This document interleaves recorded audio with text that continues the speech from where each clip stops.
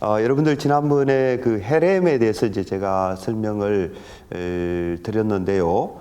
여호와의 전쟁, 그렇죠? 여호와의 전쟁에 이제 한 중요한 요소로서 진멸 명령이라고 그러죠, 그죠? 헤렘 명령에 대해서 이제 설명을 드렸는데 조금만 더 보충을 하고 넘어가도록 하겠습니다. 여러분들 아마 그 침입 윤리, 클라인 교수가 이야기했던 침입 윤리를 제가 말씀드렸는데요. 지금 우리가 살고 있는 이 현재 세상은 하나님의 일반 은총이 지배하는 그런 세상이죠, 그죠? 그 일반 은총 속에서는 하나님께서 악인과 선인에게 비를 내리시고 또 죄인들과 모든 사람들에게 똑같이 햇빛을 주시는 그런 어떤 질서 속에 우리가 살고 있죠, 그렇죠? 그리고 이 세상을 살아가면서 이제 우리는 원수를 사랑하고 또 핍박하는 자를 위해서 기도하고 이런 어떤 삶을 살도록 우리 그리스도인들이 요구를 받고 있습니다. 근데 이거는 이제 우리가 일반 은총이 지배하는 그 질서 속에 있는 것이고 종말이 되면 그렇지 않죠, 그죠? 종말 때는 하나님이 의로우신 하나님이시기 때문에 이제 하나님께서 죄인들에 대해서 이렇게 당연히 이제 심판하시는 것을 우리는 압니다. 그런 어떤 종말의 윤리, 그죠? 종말의 윤리가 이제 하나님의 특별한 뜻 가운데서 이 세상 속으로 침투해 들어왔다. 이렇게 우리가 이해하는 거죠. 그래서 침투 윤리라 이런 표현을 클라인 교수가 사용했는데요. 그래서 이 여호수아서에서 이제 기록되고 있는 이 어떻게 보면 잔인해 보이는, 무자비해 보이는 그런 어떤 진멸 명령은 그런 어떤 종말의 윤리가 침투해 들어온 것이다. 이런 관점에서 우리가 이해해야 될 줄로 압니다. 그래서 일상적으로 우리가 적용할 수 있는 그런 것은 아니다라고 하는 것이고요. 그러면 이제 지금 우리는 어떻게 해야 되느냐? 지금 우리는 은혜의 때를 살고 있는 것이죠, 그죠? 은혜의 때. 은혜의 때를 우리가 살고 있고 이 때에는 사실은 이 복음이 전파되는 시기입니다. 그렇죠? 복음이 전파돼서 우리가 이 주님 오실 때까지 우리가 힘써야 될 것은 우리가 지금 속한 이 시점이 은혜의 시기를 하나님께서 허락해 주신 은혜의 시기를 살고 있다. 이런 어떤 인식하에서 이 시기에는 이 은혜의 복음을 땅끝까지 전하는 일에 우리가 모든 노력을 다 기울이는 것이 현재 하나님의 뜻이다. 이렇게 말씀드릴 수가 있겠습니다. 사람을 정죄하고 사람을 죽이고 이런 일을 하면 안 되는 것이죠, 그죠? 우리는 복음의 시대, 은혜의 시대에 살고 있기 때문에 사람을 살리고 복음을 전파하고 이런 어떤 일에 우리가 헌신해야 되는 것입니다. 그것과 아울러서 이제 여러분들 진멸하는 일 가운데서 한 가지 주목할 만한 것이 있는데요. 여호수아서 8장에 보면은 아이성 전투 나오지 않습니까? 근데 아이성 전투가 이제 나오는데 그게 이제 전쟁이 끝나고 난 다음에 아이 왕을 어떻게 이제 처리하는가가 거기 소개되거든요. 예. 이제 아이성 진멸을 하나의 대표적으로 보여주는 케이스라고 봐도 될 것 같아요. 그죠? 예. 대표적인 케이스인데, 근데 이 아이 왕을 죽여가지고 나무 위에 매달아 놓습니다. 나무 위에 매달아 놓고, 그리고 저녁이 될 때에 그 시체를 끄집어내려서 이제 이렇게 시체를 처리하는 이런 내용이 이제 나타나거든요. 여러분들 이것은 잘 아시다시피 신명기 21장 23절에 나오는 어떤 모세의 규정과 규정에 따르는 것이죠. 지난번에도 말씀드렸다시피 이 여호수아는 어떤 인물인가? 철저하게 모세의 어떤 뒤를 따르는 모세의 율법을 그대로 지키는 그런 인물로 여호수아가 소개되고 있다고 그랬지 않습니까? 그렇죠? 그래서 여호수아를 가리켜서 제2의 모세다 이런 표현도 이제 우리가 쓴다라고 했습니다만은 어쨌든 그 아이 왕을 이제 그렇게 한 것은요. 신명기 21장 23절의 규정대로 나무에 달린 자는 하나님께 저주를 받았음이라. 이제 이런 어떤 규정에 따라서 이제 이렇게 아이 왕을 나무에 매달았고, 그리고 해가 질 때에 그 시체를 끄집어 내려서 이제 처리를 한 것이죠. 그렇죠? 자, 그런데 이 사건은요, 우리 그리스도인들에게는 이 사건은 그 나무에 달린 자는 저주를 받았음이라 이 말씀은 예수 그리스도를 생각나게 만듭니다. 그죠? 십자가 나무, 십자가의 나무에 달려서 어떤 면에서 저주를 받으신 거죠. 그렇죠? 우리가 받아야 될 저주를 예수님께서 대신 받으시고 십자가에서 달리셔서 돌아가셨지 않습니까?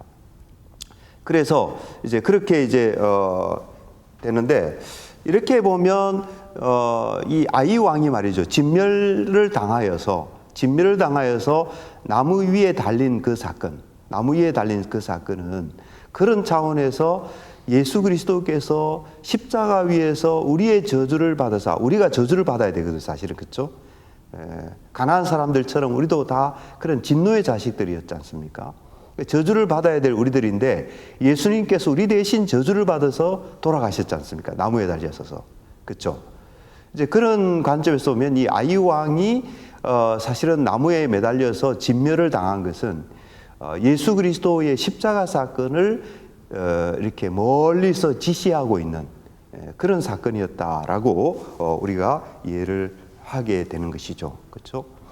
그렇게 되면, 그런 관점에서 우리가 성경을 읽게 되면요, 이 여호수아서에서 이제 소개되고 있는 헤렘 명령, 이 헤렘 명령은 어디에서 성취됐다라고 볼 수 있는가 하면 바로 예수 그리스도의 십자가 사건을 통해서 이 헤렘 명령이 성취되었다, 이렇게 말할 수가 있죠.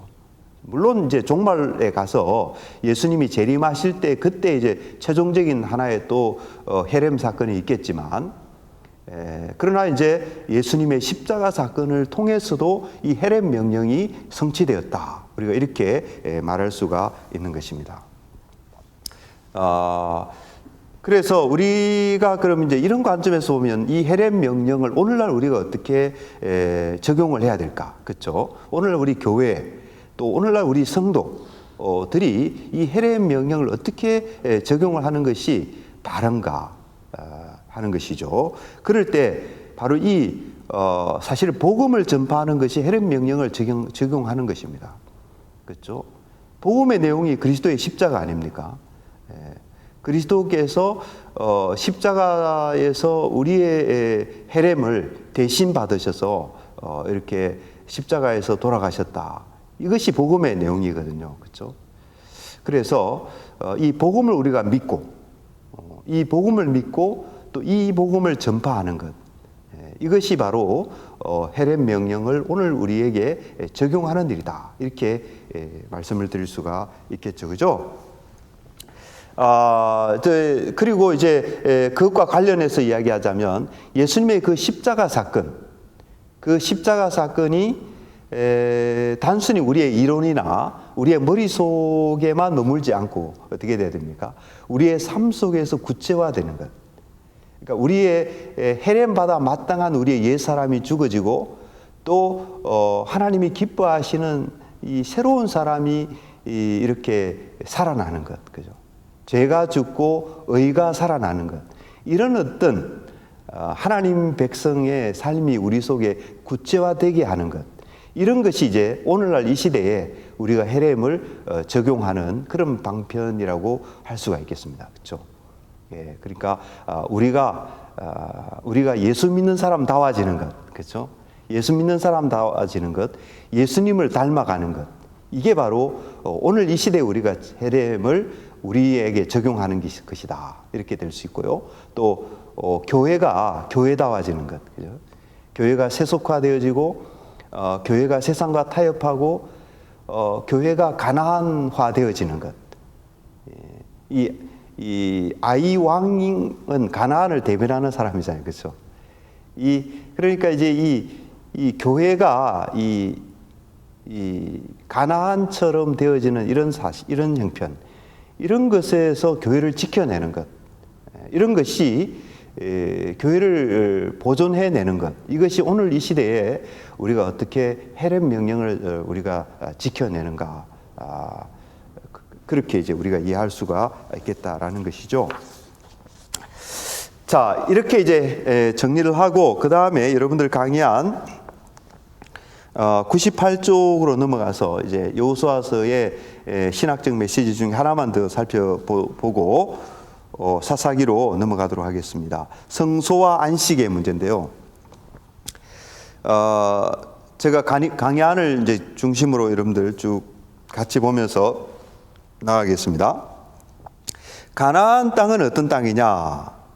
하나님이 이스라엘 자손들에게 기업으로 주신 땅이다.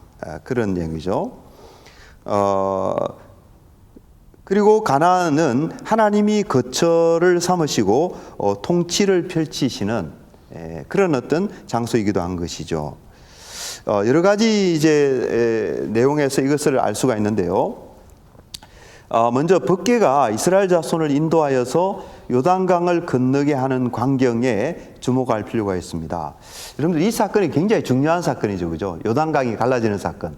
법궤가 이제 이렇게 이스라엘 백성들을 인도하여서 가지 않습니까? 그때 이제 요단 강물이 쫙 갈라지는 그 사건. 여러분들 이 사건은 우리에게 굉장히 이제 큰 의미를 갖는데요. 여러분들 법궤는 어떤 물건입니까? 법궤는 하나님의 임재를 나타내는 물건이죠. 그렇죠? 다시 말해서 임마누엘을 이렇게 상징하는 물건. 이게 이제 법궤라고 할 수가 있습니다. 하나님의 왕적인 임재, 또 하나님의 통치, 하나님의 임마누엘, 그것을 나타내는 물건이 법궤라는 거죠. 이런 관점에서 보면 법궤는 사실 뭐냐 하면은 법궤는 예수 그리스도를 예표하는 물건이다라고 할 수가 있습니다. 구약 시대에는 아카시아 나무 상자를 만들고 그 속에 율법이 들어있지 않습니까? 이런 것을 통해서 하나님의 임재, 임마누엘을 표현했지 않습니까? 그러던 것이 이제 신약 시대가 오면 어떻게 됩니까? 말씀이 육신이 되어, 말씀이 인격화되어 우리 가운데 거하시면서 우리와 똑같은 사람이 되어서 우리 가운데 거하신 사건. 이게 임마누엘 사건이잖아요. 그렇죠? 예수 그리스도께서 임하신 사건이잖아요. 그렇거든요. 자, 이렇게 보게 될 때 구약의 이 법궤는요, 사실은 신약의 예수 그리스도를 이제 예표하고 이제 가리키는 그런 어떤 물건이었다라고 말할 수가 있습니다. 자, 이럴 때에 여러분들 이스라엘 백성들이 가나안 땅에 들어가는 모습은 매우 중요하죠. 매우 의미심장하고 상징적입니다. 이스라엘 백성들은 자기 능력으로는 가나안 땅에 들어가지 못해요. 왜냐하면은 요단 강물이 가로막혀 있거든요. 특히 이스라엘 백성들이 가나안 땅에 들어갈 때는 이 연중에 이 강수량이 가장 많은 시기여서 요단 강둑까지 이렇게 물이 차올라 있는 그런 상황이거든요. 성경은 그걸 강조하고 있어요. 왜 그럴까요? 이스라엘 자손들이 스스로의 힘으로는 그 땅에 들어가지 못한다, 그런 얘기입니다. 못한다는 얘기예요. 그런데 어떻게 들어가게 됩니까? 이 법궤, 임마누엘, 예수 그리스도를 예표하는 이 물건이 요단강에 딱 들어서자 어떻게 됩니까? 불가능한 길이 어떻게 되죠? 요단강물이 갈라져 버리는 것입니다. 요단강물이 갈라지고 그 사이로 이스라엘 백성들 아무 장애를 받지 않고 마른 땅으로 요단강을 건너서 약속의 땅, 젖과 꿀이 흐르는 땅, 아름다운 땅, 물이 풍부한 땅, 이런 제2의 에덴 동산이라고 할 수 있는 그 가나안 땅으로 이스라엘 백성들이 들어가게 됐다라는 거예요. 근데 이 가나안 땅은 사실은 뭡니까? 그런 의미에서 하나님의 나라를 예표하는 곳은 분명합니다. 이 가나안 땅에서 이스라엘 백성들은 하나님과 더불어서 함께 거하는, 하나님을 섬기며 사는 그런 곳 아니겠어요? 그러니까 이 가나안 땅은 사실은 하나님의 나라라고 할 수 있죠. 어떻습니까, 여러분들? 이 하나님의 나라를 들어갈 때에 법궤를 통해서 들어간다라는 거죠. 법궤가 요단강, 이 큰 장애물, 이 요단강에 법궤가 들어서자 요단강물이 쫙 갈라지고 그리고 그 사이로 이스라엘 백성들이 들어갔다라고 하는 것은 무엇을 말해주는 것인가? 저는 그것이 참 너무 감동적이고 참 너무 놀랍다. 그렇게 저에게는 다가왔어요. 그래서 우리 신약 시대에 우리가 하나님 나라에 어떻게 들어갑니까? 하나님 나라에 우리의 힘과 능력과 노력으로 들어갈 수 없잖아요. 우리는 오직 누구로 말미암아 들어갑니까? 우리는 오직 우리의 구주가 되시는 예수 그리스도를 통해서 길이요 진리요 생명 되시는 천하 인간의 구원 얻을 만한 다른 이름을 주신 일이 없다라고 베드로가 말했지 않습니까? 우리는 오직 예수 그리스도를 믿음으로 그분의 공로로 하나님의 나라에 들어가거든요. 하나님의 백성이 되거든요. 그렇죠? 이제 그런 어떤 일을 이 구약의 맥락 속에서 이미 이렇게 지시하고 있고 그것을 예표하고 있다라는 것이죠. 그렇죠? 이 법궤를 통해서 요단강이 갈라지고 그렇게 이스라엘 백성이 가나안 땅으로 들어갔다라고 하는 것은 그런 놀라운 점들을 우리에게 일깨워준다. 저는 이런 것 속에서도 신약과 구약이 얼마나 긴밀하게 연결되어 있는가 하는 것을 깨닫고 또 배우게 되는 것입니다. 그죠? 자, 어쨌든 이제 이 법궤를 통해서 이제 그 가나안 땅으로 들어갔고요. 이제 이것은 이제 또 다른 차원에서 보면은 이 가나안 땅의 주인이 누구냐? 하나님이다라는 것을 분명히 보여주죠. 그 여호수아서 3장에 보면요. 이 법궤를 가리켜서 이 온 땅의 하나님 이런 표현을 쓰거든요.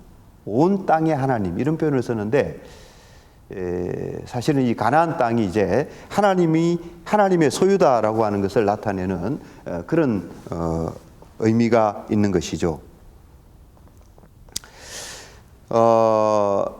그래서 이제 가나안 땅은 하나님의 땅이고 가나안을 정복하시는 분은 하나님이다 이런 것을 분명히 말하고 있고요.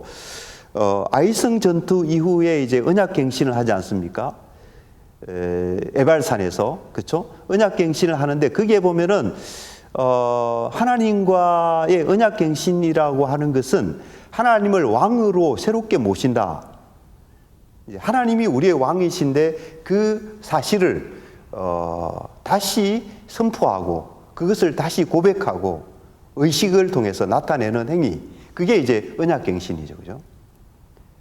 그렇게 본다면 이 에발산에서 있었던 그 언약갱신도 가나안 땅에서 하나님이 왕이시다. 가나안 땅의 주인은 하나님이시다. 이것을 나타내는 그런 의식이었다라고 할 수가 있죠. 그죠? 이렇게 이 가나안 땅과 하나님은 떼내야 뗄 수 없는 거예요. 그죠? 여러분들 그 여호수아서 5장에 보면은 여리고성 정복하기 이전에 여호와의 사자가 여호와의 군대 대장이 이제 여호수아에게 나타나죠. 그렇죠? 근데 그때 여호와의 군대 장관이 뭐라고 말합니까? 내가 선 곳은 거룩한 땅이니 내 발에서 신을 벗어라 이렇게 말하잖아요. 그죠? 그게 이 내가 선 곳은 사실은 이 가나안 땅을 지시하는 말일 수도 있어요. 그 땅은 어떤 땅이라고요? 거룩한 땅이라는 것입니다. 거룩이라는 개념은 하나님과 관련해서만 우리가 사용하는 말이잖아요. 그렇죠? 하나님이 거룩하신 분이니까. 그렇죠? 그래서 그런 표현들도 역시 이 가나안 땅과 하나님과의 어떤 긴밀한 관련성을 나타내 보여준다라는 것이죠. 그렇죠? 가나안 땅은 하나님이 계시는 곳이다. 자, 이런 관점에서 우리가 빼놓을 수 없는 사실이 하나 있는데요. 이 실로에 세워지게 될 회막이라는 것입니다. 회막. 여러분들 98페이지 그 밑에서 두 번째 단락에 보시면요. 회막은 이스라엘 자손이 시내산에 있을 때 만들어진 이동식 성소인 것이죠. 이것은 이제 하나님을 만나는 장소, 이런 의미를 갖는 것이고요. 또 이제 이 하나님이 거하시는 장소, 하나님께서 임재하시는 장소, 이게 이제 회막이라고 할 수가 있는 것입니다. 출애굽기에 보면은 회막과 관련해서 이제 이런 표현이 아주, 그러니까 여호와 앞에서, 그렇죠? 여호와 앞에서라는 표현이 그 회막과 관련해서 자주 사용되거든요. 이것도 이 회막이 여호와께서 임재하시는 곳이다 하는 것을 이제 나타내고 있고요. 또 회막의 지성소에는 하나님의 통치를 상징하는 법궤가 놓여 있었다라는 것입니다. 이건 뭘 말해주는가? 이 회막이 이 하나님의 어떤 지상 왕궁, 하나님의 통치의 장소, 그죠? 자기 백성들 가운데서 임재하시면서 그 백성을 다스린다라고 하는 것을 나타내는 그런 어떤 곳, 그죠? 건물, 이게 회막이었다라는 것입니다. 여기서 지난번에 제가 구조 말씀을 드릴 때 여러분들 그 특별히 그 요단 서편 지역의 땅 분배를 할 때에 그 단락의 중심을 차지하는 것이 실로 성소에 대한 이야기였다. 여러분들 기억하실 거예요, 그죠? 그러니까 실로 성소가 이 요단 서편 지역의 땅 분배의 중심을 차지하는데 결국 그건 뭘 나타내는 것입니까? 그러니까 이 가나안 땅이 하나님이 통치하시는 곳이다. 그죠? 하나님이 왕으로 계시면서 다스리는 곳이다. 그것을 나타내는 그런 의미가 있다라는 것이죠. 뭐 제가 다시 부언할 필요는 없을 것 같아요. 레위 사람에 대한 이야기도 그렇죠, 그죠? 그 13장부터 여호수아 13장부터 21장까지 보면은 계속해서 레위 사람에 대한 언급이 나타나거든요. 이것도 이 가나안 땅의 어떤 제의적인 성격, 그렇죠? 하나님이 계시면서 또 다스리는 곳이고, 이스라엘 백성들은 이 하나님을 섬겨야 하는 그런 어떤 의미, 그런 의미를 다 담아내고 있는 것이죠. 그래서 이 전반적으로 볼 때 이 가나안 땅은 어떤 땅이냐? 제의적인 의미를 갖는 장소로서 하나님이 거하시는 곳이다. 이렇게 이해하게 되는 것입니다. 여러분들 제가 이제 이 부분을 설명하려고 뭐 여러 가지로 여러분들에게 이제 많이 말씀을 드리고 있는데요. 사실은 이것을 설명하기 위한 것입니다.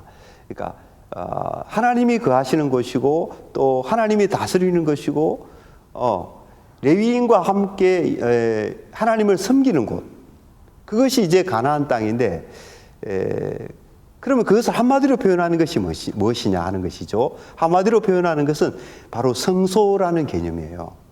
그러니까 가나안 땅 전체가 사실은 하나님의 성소다. 이걸 제가 여러분들에게 강조해 드리고 싶은 것입니다.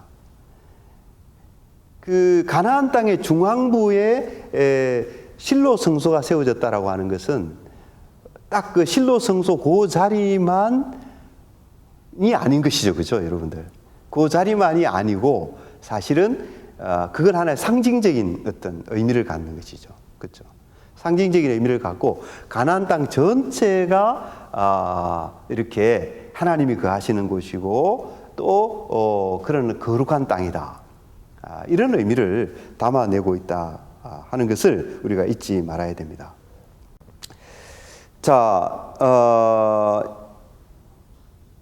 여기서 이제 중요한 그 부분을 차지하는 것이 바로 출애굽기 15장에 나오는 모세의 노래입니다. 모세의 노래에 출애굽기 15장 13절에 보면 이런 말씀이 나와요.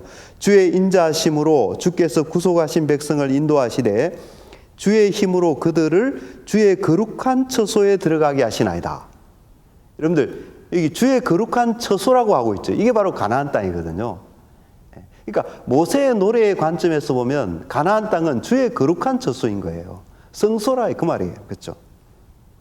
그 다음에 또 이제 출애굽기 15장 17절에 가서 보면 이런 말씀이 나와요. 주께서 백성을 인도하사 그들을 주의 기업의 산에 심으시리다. 여호와여 이는 주의 처소를 삼으시려고 예비하신 것이라. 주여 이것이 주의 손으로 세우신 성소로소이다. 여기는 직접적으로, 그렇죠? 직접적으로 가나안 땅을 뭐라고 하고 있습니까? 성소라. 주님께서 거하실 성소이다. 이렇게 말하고 있다라는 것이죠. 자, 이것은 가나안 땅 전체가 성소로서의 의미를 갖는다. 이것을 분명히 해주고 있는 것입니다. 자, 여러분들 이렇게 이야기될 때요. 이렇게 이야기할 때 이거 여러분들이 꼭 기억하셔야 될 얘기예요. 그래서 제가 이제 이렇게 여러분들에게 강조를 해드리는 것인데, 가나안 땅이 성소다라고 하는 개념은 사실은 무엇과 같이 가는가 하면요. 가나안 땅이 안식의 장소다. 이 개념과 같이 가는 거예요. 같이 가는 것입니다. 여러분들 여호수아서를 보면은 이 안식이라는 말이 처음에 나오고 또 후반부에 안식이라는 그 말이 나오거든요. 그러니까 이스라엘 백성들이 가나안 땅에 들어가는 의미를 안식을 얻는다라는 개념으로 여호수아서는 그렇게 설명을 하고 있다라는 거예요. 그래서 이 안식을 얻는 장소인데 분명히 이스라엘 백성들은 광야의 그 어떤 고생, 그렇죠? 그리고 또 이 정복 전쟁이라고 하는 그 여러 가지 어려움, 그런 문제들을 다 해결하고 이 가나안 땅에서는 정말 어떻게 되는 것입니까? 이 안식을 누리고 안식을 얻는 땅이거든요. 그렇죠? 그런데 그 안식을 얻는 땅이 어떤 땅이라고 그랬어요? 바로 하나님이 거하시는 성소라는 것입니다. 그래서 이 성소와 안식이라고 하는 아주 여러분들 중요한 신학적 개념 아니에요? 성소라고 하는 것과 안식이라고 하는 이 두 가지 개념이 함께 연결되어 있다. 여러분들 여호수아서를 이해할 때, 여호수아의 신학을 이해할 때 이것을 꼭 기억해 주셔야 한다라는 거죠. 성소와 안식 개념이 연결되어 있다. 여러분들 근데 실제로 이제 나중에 보면은 이제 이 성전 있죠, 여러분들. 솔로몬이 지은 성전. 이 성전과 안식이 아주 밀접하게 연결되어 있는 것을 볼 수가 있어요. 이제 시편 132편 8절에 보면은 여호와여 일어나사 주의 권능의 궤와 함께 안식의 장소에 들어가소서. 여호와여 일어나사 주의 권능의 궤와 함께 안식의 장소에 들어가소서. 이렇게 말하고 있거든요. 여기 안식의 장소가 어딘가 하면 바로 성전이죠. 주의 궤, 언약궤 아닙니까? 그죠? 그러니까 주의 궤가 들어가는 성전, 그 장소가 안식의 장소다. 분명히 이렇게 언급되고 있거든요. 그렇죠? 이와 같이 그런데 이제 이런 개념들이 말이죠. 이사야서에도 나타나고 역대기에도 역시 이런 개념이 나타나요. 그렇죠? 이런 개념들이 나타나요. 그래서 그것은 분명히 무엇을 우리에게 가르쳐 줍니까? 성전은 안식의 장소다. 성전은 안식의 장소다. 이것을 우리에게 분명히 가르쳐 주고 있는 것이죠. 자, 그런 관점에서 보면 이스라엘 백성들이 가나안 성소에 들어가서 가나안 땅에서 안식을 누리는 것은요, 그런 의미에서 우리가 더 이제 명확하게 여러분들이 이제 이해가 될 수 있겠죠, 그죠? 그래서 이스라엘 자손이 가나안 땅에서 안식을 얻는 것은 사실은 성전이 제공하는 하나님의 안식에 참여하는 것이다. 중요한 말이죠, 그죠? 중요한 말입니다. 이스라엘 백성들이 가나안 땅에서 안식을 얻는 것은 성전이 제공하는 하나님의 안식에 참여하는 것이다. 이렇게 우리가 이해를 하게 되는 것이죠. 그리고 이 안식은 근원적으로 창조의 일곱째 날을 지배하는 하나님의 안식과 연결되는 것입니다. 그렇죠? 하나님의 안식과 연결돼요. 여러분들 100페이지 그 제일 밑에 단락에 가서 보시면 여호수아서는요, 이 안식을 주다라는 의미로 사용되는 동사가 있습니다. 바로 누흐의 히필 동사인데요. 이 안식을 주다는 이 동사가 사실은 출애굽기에 가서 보면은 이 창조 당시 하나님의 안식을 묘사하는 동사로 거기서도 사용되고 있어요. 자, 여기서 이 시간 속에서 되풀이되는 안식일은 역사의 시초에 천명된 그 하나님의 안식에 뿌리를 두고 있다. 이렇게 말할 수가 있습니다. 그죠? 그러니까 역사 속에서 매주일마다 되풀이되는 이 안식은, 안식은 사실은 창조 당시에 이렇게 세워진 하나님의 안식, 거기에 뿌리를 두고 있다라는 것이죠. 그리고 제가 여러분들 그 모세 오경 할 때 여러분들에게 설명을 드렸던 것으로 생각이 됩니다만은, 이 하나님의 안식이 뭐냐? 이 하나님의 안식은 창조 세계의 안식을 가져오는 하나님의 통치를 가리킨다. 여러분들 기억하십니까? 제가 작년에 이제 여러분들에게 말씀을 드렸는데, 그래서 이 창조 세계의 안식을 가져오는 하나님의 통치와 관련되어 있는 것이 하나님의 안식이다. 제가 그렇게 말씀드렸죠. 그죠? 그래서 매주 되풀이되는 안식일은 세계가 오직 하나님의 통치 안에서만 안식을 누린다는 그런 근본 원리를 가르치고 있다. 그죠? 매주 되풀이되는 이 안식일은 어떤 의미를 갖느냐? 하나님의 통치 안에서만 우리가 안식을 누리게 된다라고 하는 근본 논리를 가르쳐주고 있다라는 것이죠. 이렇게 보면은 안식일을 어기는 것은 어떻게 됩니까? 안식일을 어기는 것은 세계의 기본 질서를 파괴하는 것과 같은 것이죠. 기본 질서를 파괴하는 것이고, 그것은 하나님의 통치에 반기를 드는 일입니다. 그러니까 단순히 일을 했느냐 안 했느냐 그 문제가 아니고, 그것은 하나님의 통치에 반기를 드는 것이고요. 바로 그것 때문에 구약에서는 이 안식일 계명을 매우 중요하게 여겼던 것입니다. 안식일을 어길 때는 그 돌로 이렇게 쳐 죽이는 그런 형벌을 내렸지 않습니까? 왜 그런가? 하나님의 통치에 반기를 드는 그런 심각한 죄이기 때문에 그렇다라는 것이죠. 그래서 이 여호수아서에서 강조되는 안식도 다 이런 어떤 배경 속에서 이해돼야 되는 것입니다. 예. 그래서 여호수아서에서 강조되는 안식일은 단순히 광야 생활이 이제 끝났다, 이제 정복 전쟁이 끝났다, 이것만을 의미하는 것이 아니고요. 그것은 하나님의 통치 안에서 누리게 되는 하나님의 다스림 안에서, 하나님의 성소 안에서 하나님과 함께하는 삶 속에서 누리는 그 안식을 의미한다. 이렇게 우리가 이해해야 되는 것이죠. 그래서 한마디로 표현하면 이스라엘 백성들이 가나안 땅에서 누리는 그 안식은 뭐냐? 사실은 성전 안에서 하나님이 임재하시는 임재의 장소인 성전 안에서 얻게 되는 하나님의 안식이다.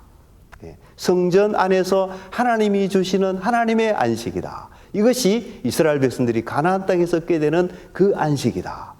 이 사실을 우리가 꼭 기억해 주시기를 바랍니다.